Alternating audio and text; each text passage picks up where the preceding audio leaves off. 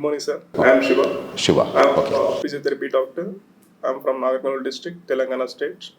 Sir, when we think of developed nations, we remember the countries like United States, European countries, China, etc.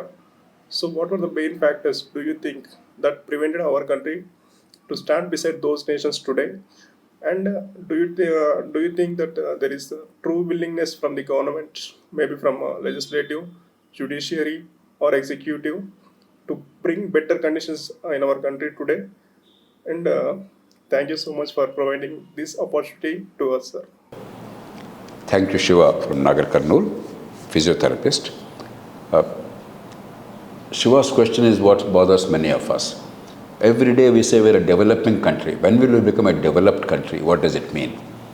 First of all, we must realize this is not something that happens by a flick of a switch.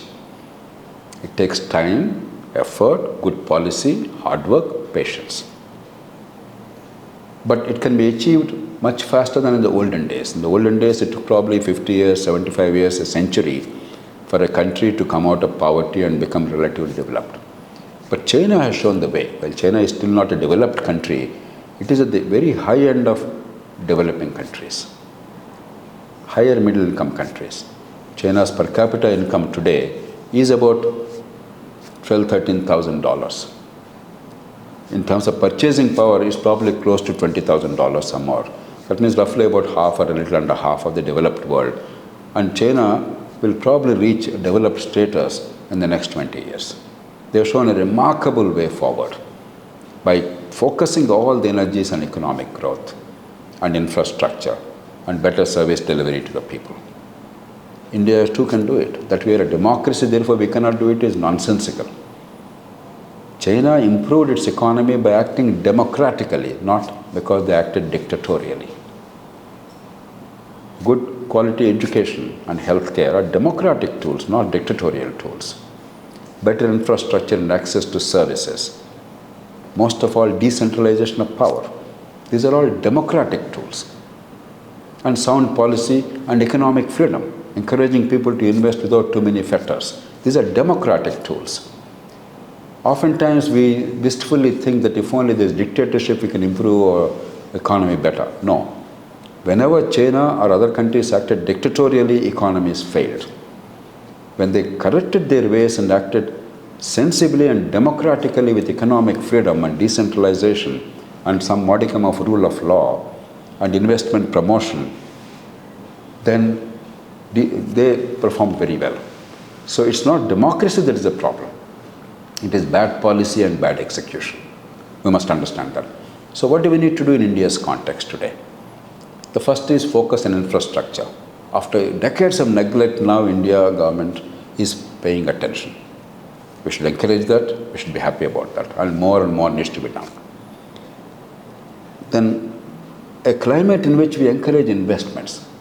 Everybody is treated equal, level playing field, and the investor feels that they will bear a market risk, but otherwise there is no political risk. No matter who is in power, I can do my business honestly and compete and prosper if the people buy my products and if I can establish myself in the market in the face of the competition. The moment it is politicized, then there is a problem. Investors will shy away from that. And we will not get fair competition and therefore quality goods and services. Then our emphasis on education, quality education. Our education is appallingly bad. China has exceptional quality education for its level of economy. In school education, China does very, very well. India does very, very poorly. By any meaningful standard of measurement, Indian school education for most of the children is very inadequate. Children are bright, they are hardworking, the parents sacrifice a great deal for the children, they want education, society values it, but the educational outcomes are appallingly bad because of our bad structuring of education. Our healthcare is one of the poorest in the world. We spend the lowest amount on healthcare in the world, and we can easily improve healthcare without spending too much money. We need to spend more money, but not lots of more money.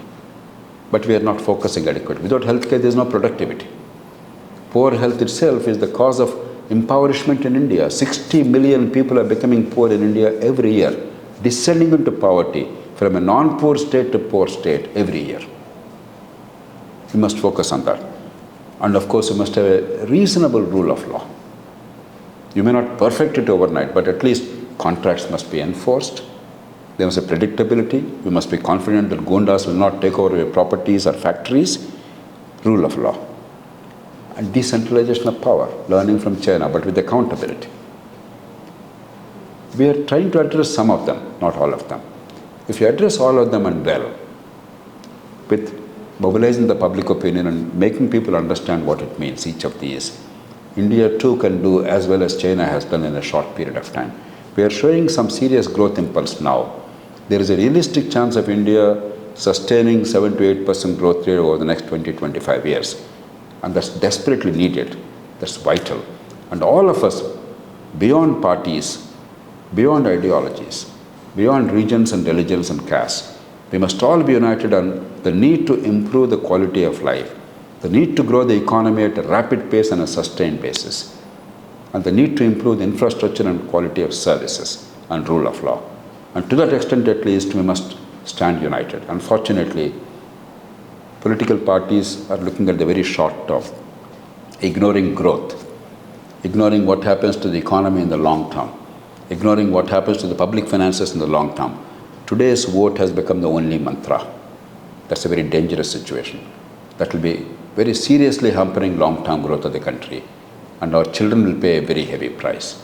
So I'm sure our parties have enough wisdom. They'll come together, and if we put pressure on the basics of how to make India a developed country in the next 25-30 years, there will be a broad consensus. There is enough contention in politics. There is space to fight on ideas and ideology, but not whether or not to have economic growth and have prudent public finances. On those issues, there must be a settled debate. We must all agree if we want a better future.